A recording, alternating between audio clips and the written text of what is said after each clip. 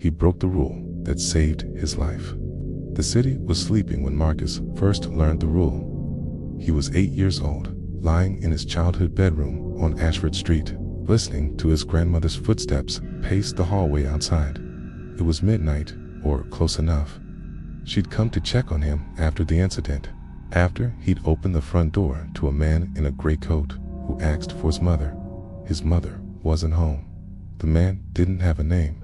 His grandmother had pulled him inside, locked the door, and stood there for 10 minutes without speaking, just breathing, just holding his small hand in her weathered one.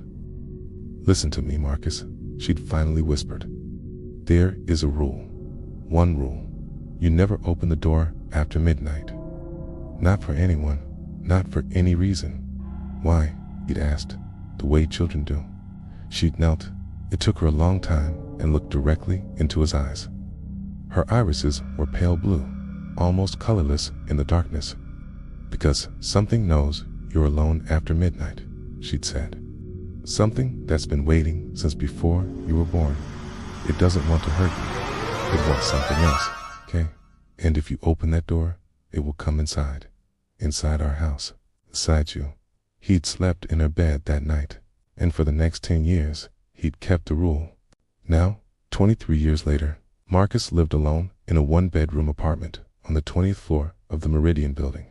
He'd made a good life for himself, despite the anxiety, despite the careful bedtime rituals, despite the fact that he'd never been in a serious relationship because he couldn't explain to anyone why he'd have panic attacks on late nights, why he'd check the locks obsessively, why he refused to answer the door after a certain hour. The apartment was small but deliberate, minimalist, no clutter, no surprises. The bedroom door was on a strict closing schedule.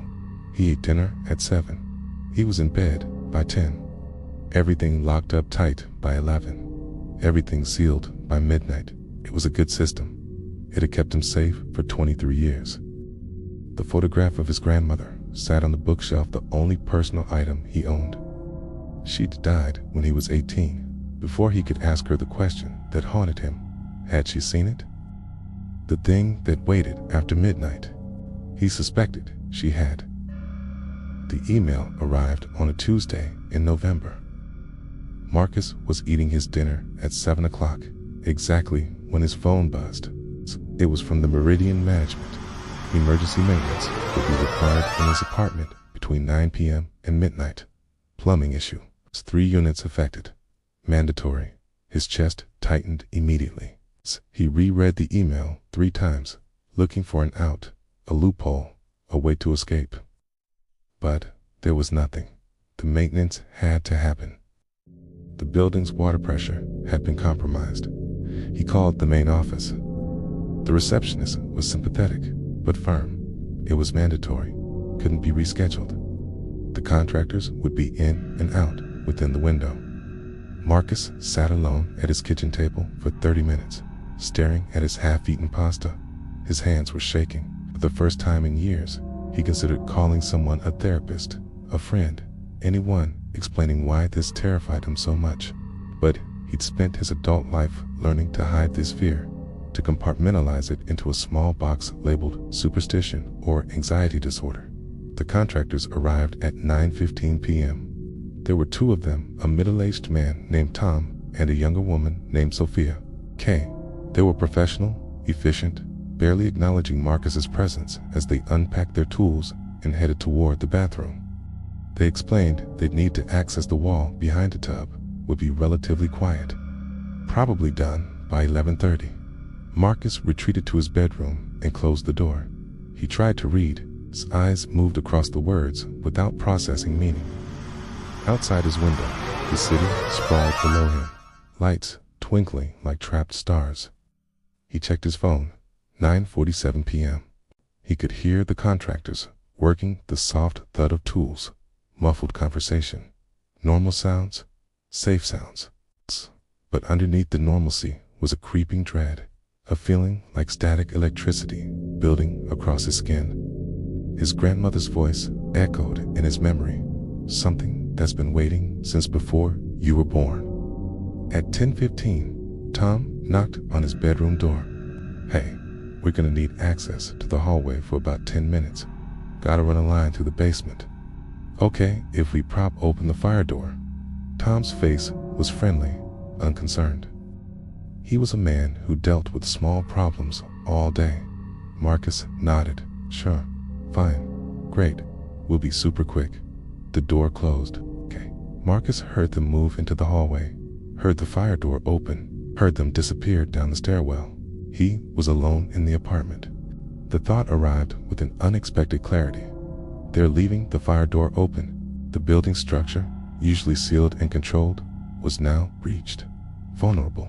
He stood up, walked to his bedroom door, listened. The apartment was quiet, except for the faint hum of the air conditioning. No contractors, no sounds from the bathroom. Silence, spreading through the rooms like an infection. Marcus walked to the front door and looked through the peephole. The hallway was empty. The fire door at the end was indeed propped open, leading down to darkness. He checked his watch. 10:34 p.m., about 90 minutes until midnight. 90 minutes until he was meant to be sealed inside. The locks engaged, the ritual complete. He went back to his bedroom and tried to wait. He scrolled through his phone, read news articles he wouldn't remember, played a game where he failed to concentrate. His mind was fractured, split between the present moment and the strange anxiety that seemed to operate on an older part of his brain, the part that still believed in the thing waiting after midnight. At 11:12, the contractors returned. They packed up their tools, explained that the work was done. The water pressure would be restored in a few hours. Everything was good to go. Tom handed him a work order form. Tofia was already wheeling their equipment out the door. "Have a good night," Tom said as he left. Marcus locked the door behind them and stood in the entrance hallway, listening to their footsteps fade down the corridor. 11:13 p.m., 47 minutes until midnight. For the first time in his apartment, for the first time in 2 years of living there, the locks had been compromised during the critical window. The fire door had been open. Its people had been coming and going, disrupting the careful architecture of his evening ritual. Marcus looked at his hands. They were steady. His breathing was steady. He felt prepared. He made tea.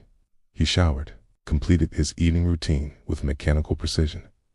By 11:48, he was in bed. Lights off, apartment sealed. 12 minutes to midnight.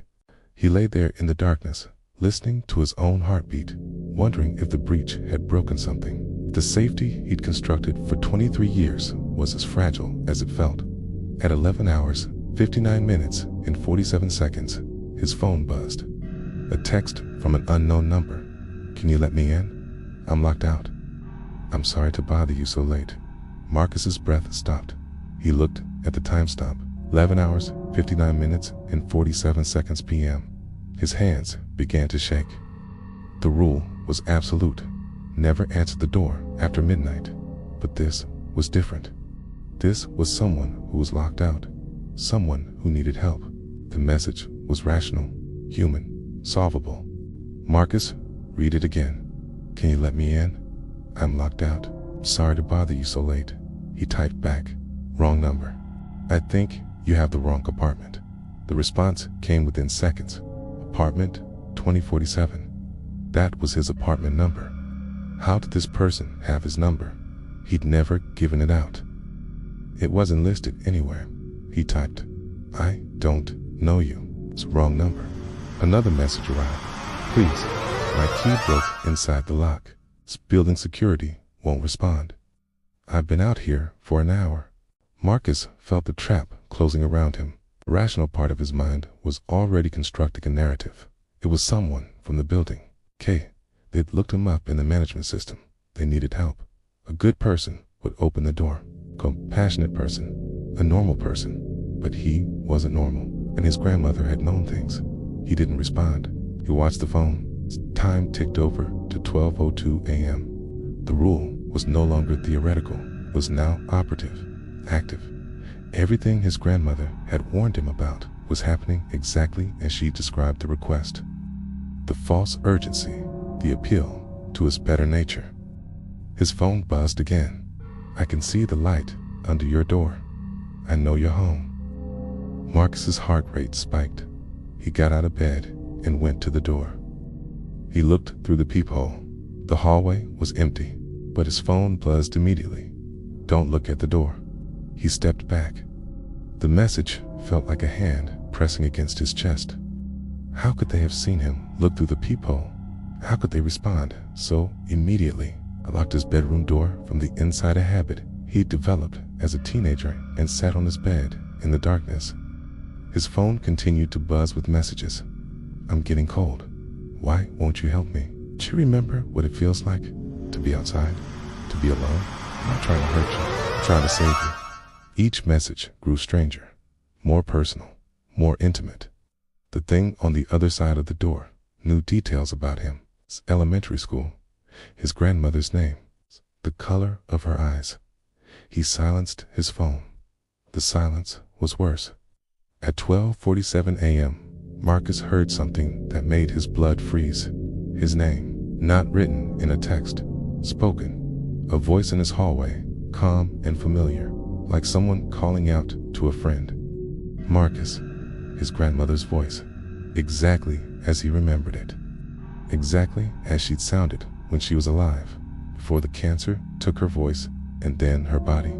"Marcus, honey, it's cold out here. Can I come inside?" He pulled a pillow over his head. He was 23 years old, successful, rational. He knew this wasn't real. He knew grief and fear created phantom sounds, that his mind was constructing this because of stress and sleep deprivation. But the voice kept calling, kept asking, kept promising that if he just opened the door, just let her in, everything would make sense. "I was always trying to protect you," the voice said. "But I was wrong. I was so lonely, Marcus. And now I can help you understand. You don't have to be lonely too. Not if you just open the door." He sat on his bed until 6 a.m., pillow over his head, listening to his grandmother's voice make promises. Listening to it slowly shift and change, becoming something else entirely. Something that still sounded like her, but underneath was a different frequency, a different intent. By dawn, it stopped. Marcus emerged from his bedroom, pale and shaking. He called in sick to work. He sat on his couch without eating or moving, staring at the door. He checked his phone. 53 messages, all from the same unknown number. They were just variations on the same theme. Cold, lonely. Please let me in. I just want to be with you. Let me inside. The most recent message was from 5:47 a.m., same time tomorrow. Marcus made a decision that afternoon. He called the building management and asked about the maintenance the night before. The receptionist was confused. There had been no maintenance scheduled in his building that week. No emergency work, no contractors. His hands went numb. "Are you sure?" he asked. "Completely. I could check the logs if you'd like, but I'm looking at this week's schedule, and there's nothing." He hung up. He sat down. He thought about the two contractors, Tom and Sophia, who had seemed so real, who had carried tools and smelled like work and spoke in human voices. They had never existed. Which meant only one thing. The thing at the door had already been inside. It had been inside his apartment the entire time. It had needed him to believe it had come from outside, that it had been locked out, that it needed his help.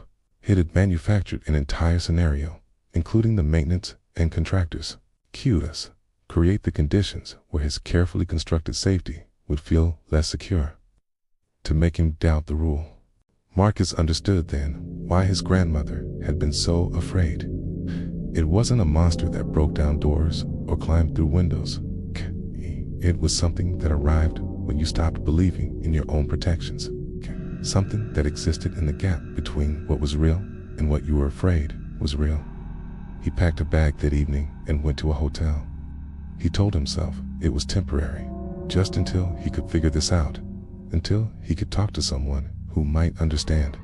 But he never checked out. He stayed for 3 months, then found a new apartment in a different building.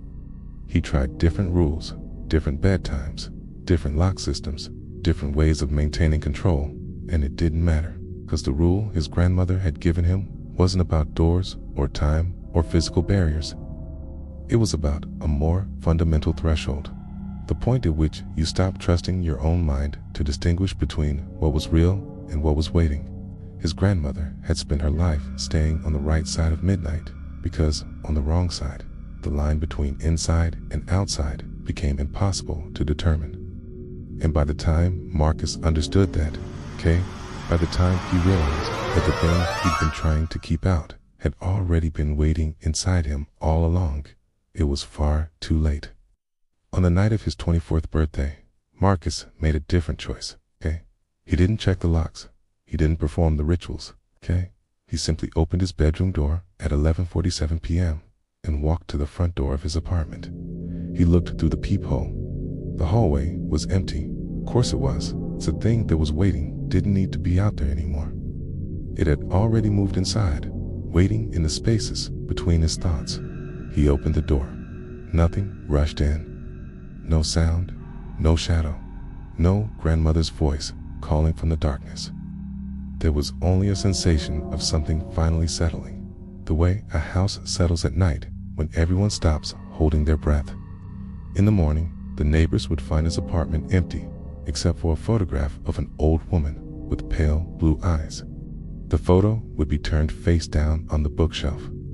The rule had been kept all along. It had just never been his to keep. 3 years later, a young woman named Alina moves into apartment 2047 on her first night. She locks the door and goes to bed early, exhausted from moving. She's a rational person. She doesn't believe in superstitions. At 11:47 p.m., her phone buzzes. Unknown number. Can you let me in? I'm locked out. I'm sorry to bother you so late. She reads it. She frowns. She types back. Wrong number. Another message arrives immediately. Apartment 2047. Elena's hand freezes. Her number is unlisted. Her address is private. She moved to a new city to escape her past, to leave behind the anxiety and the grief. She puts the phone down. She doesn't respond. At 11:59, she turns off her phone entirely. She lies in bed in the darkness and makes a decision. She will keep the rule. She doesn't know yet what the rule is protecting her from, but she remembers her mother's voice decades ago, whispering a warning. Never open the door after midnight. And she knows with the deep, animal certainty that lives in the part of the brain that remembers older things that some families pass down their curses through. It's whispered rules instead of words. That the things we're most afraid of are often the ones we inherit. That some doors, once opened, can never be closed again. The darkness settles around her like a familiar blanket. Outside her window, the city sleeps. And deep in the structure of the building, in the spaces between walls, something old and patient begins to wait. The rule creates a contained mythology that can expand infinitely. Each person who inherits it becomes both a victim and eventual vector for the next person. If you like the story, do well to like, share, and subscribe for more interesting stories.